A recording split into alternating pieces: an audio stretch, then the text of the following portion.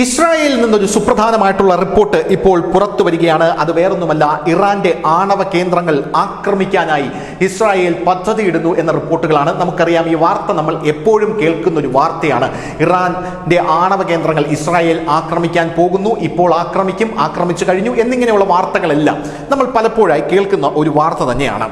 ഇപ്പോൾ ആക്രമണങ്ങൾക്കുള്ള തയ്യാറെടുപ്പ് ഇസ്രായേൽ വ്യോമസേന വർദ്ധിപ്പിച്ചു എന്ന റിപ്പോർട്ടുകളാണ് പുറത്തു വരുന്നത്. പക്ഷേ ഈ വാർത്തയിൽ നമുക്കെടുത്ത് പരിശോധിച്ചു കഴിഞ്ഞാൽ ചില കാര്യങ്ങൾ മനസ്സിലാക്കാനായി സാധിക്കും എന്നുള്ളതാണ്. ഈ അസദ് എന്ന് പറയുന്ന സിറിയയിലെ ആ തലവൻ ഏകാധിപതി വീണു കഴിഞ്ഞു.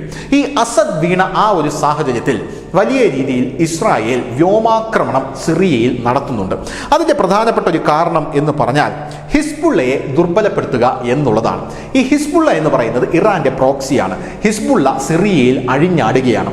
അസദ് എന്ന് പറയുന്ന അവിടെയുള്ള ഏകാധിപതി അവിടെ നിലം പതിക്കുമ്പോൾ, വിമതർ ഇപ്പോൾ സിറിയ ഭരിക്കാനായി കയറുമ്പോൾ, വിമതർ ഇസ്രായേലിനോട് ശത്രുത വച്ച് പുലർത്തുന്നവരാണെങ്കിൽ ഇപ്പോൾ ഇരിക്കുന്ന സിറിയയുടെ ആയുധങ്ങളും ആയുധപുരകളും എല്ലാം ഇറാന്റെ പ്രോക്സി ആയിട്ടുള്ള സിറിയയിലുള്ള ഹിസ്ബുള്ളയുടെ കൈകളിലേക്ക് പോകും. അതായത് അസദിന്റെ പതനത്തോടുകൂടി സിറിയയിലെ ഹിസ്ബുള്ള എന്ന് പറയുന്ന ഭീകര സംഘടന അവിടെയുള്ള ആയുധപുരകൾ നോക്കി പരക്കം പാഞ്ഞുകൊണ്ടിരിക്കുകയാണ്.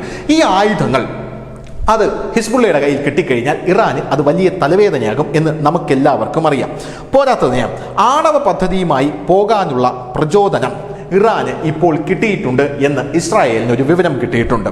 ഒരു ബോംബെങ്കിലും ഇറാൻ വികസിപ്പിക്കാനായി ഒരുങ്ങുന്നു എന്നാണ് ഇസ്രായേലി ഡിഫൻസ് ഫോഴ്സ് കൃത്യമായി വിലയിരുത്തുന്നത്.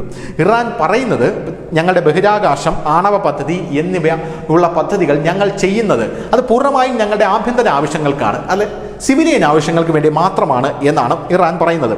ഇസ്ലാമിക് റിപ്പബ്ലിക്കായി ഇറാൻ ഉരുത്തിരിഞ്ഞതോടുകൂടി പദ്ധതികൾ ഉപേക്ഷിക്കില്ല, അതായത് ആണവ പദ്ധതി ഇറാൻ ഒരിക്കലും ഉപേക്ഷിക്കില്ല എന്നുള്ള കാര്യം ശരിയാണ്. പോരാത്തതിന് ഇറാന്റെ ആണവ നിലയങ്ങളെല്ലാം വലിയ മലകൾക്ക് താഴെ ഇറാൻ ഒളിപ്പിച്ചിരിക്കുകയാണ് എന്ന് നമുക്ക് എല്ലാവർക്കും അറിയാം. ഈ ആണവ നിലയങ്ങൾ തകർക്കണമെങ്കിൽ ഒരു പ്രത്യേകതരം ബങ്കർ ബ്ലസ്റ്റർ ബോംബുകളുണ്ട്.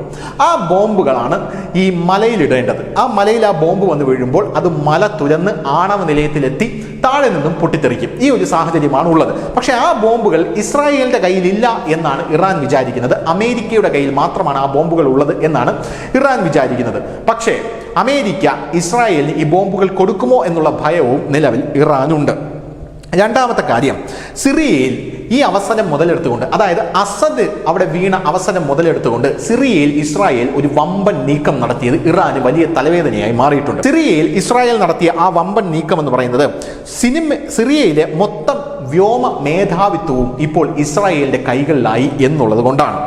സിറിയയിലെ വ്യോമ മേധാവിത്വം എന്ന് പറഞ്ഞാൽ ഈ മേധാവിത്വം ഇറാനിൽ ആക്രമണം നടത്താൻ IAF-ന്, അതായത് ഇസ്രായേലി എയർഫോഴ്സിന് സഹായകരമായി മാറും. നേരത്തെ സിറിയയ്ക്ക് മുകളിലൂടെ പറന്ന് ഇറാനിൽ ആക്രമണം നടത്തില്ലായിരുന്നു ഇസ്രായേൽ. കാരണം ഡമാസ്കസിൽ റഷ്യൻ നിർമ്മിതമായിട്ടുള്ള അതിഭീകരമായിട്ടുള്ള ശക്തമായിട്ടുള്ള ഡിഫൻസ് സിസ്റ്റം അവർ ഉണ്ടാക്കി വെച്ചിട്ടുണ്ട്. ആ ഡിഫൻസ് സിസ്റ്റം ഇസ്രായേലിലെ ഡ്രോണുകളെയും മറ്റ് വിമാനങ്ങളെയും വെടിവെച്ചിടും എന്ന ഭയം ഇസ്രായേലിനുണ്ടായിരുന്നു. എന്നാൽ സിറിയയിൽ അസദ് തകർന്നതോടുകൂടി 86% എയർപോർട്ടുകളും ഇസ്രായേൽ നശിപ്പിച്ചു കളഞ്ഞു എന്നുള്ളതാണ്. 86% തകർത്തു. 107 വ്യോമ പ്രതിരോധ ഘടകങ്ങൾ, 47 റഡാറുകൾ, സിറിയൻ വ്യോമ പ്രതിരോധ നിര മിഡിൽ ഈസ്റ്റിലെ ഒരു ബെസ്റ്റ്, അതായത് ഏറ്റവും ശക്തിയുള്ള ഒരു നിരയാണ്. ആ നിരയുടെ ശക്തി ഇവർ പൂർണ്ണമായും ക്ഷയിപ്പിച്ചു. റഷ്യയുടേതടക്കം അവിടെ ഉണ്ടായിരുന്ന സകല ആയുധങ്ങളും ഇവർ നശിപ്പിച്ചു. ഇനി ഇസ്രായേലിന് എളുപ്പത്തിൽ സിറിയയ്ക്ക് മുകളിലൂടെ പറന്ന് ഇറാനിൽ എന്ത് വേണമെങ്കിലും കാണിക്കാനായി സാധിക്കും. അത് വലിയ മേൽക്കൈയാണ് അവർക്ക് അവിടെ നേടിക്കൊടുത്തത്, ഇസ്രായേലിന് ഇറാനിൽ നേടിക്കൊടുത്തത് എന്ന കാര്യത്തിൽ യാതൊരുവിധ തർക്കവുമില്ല.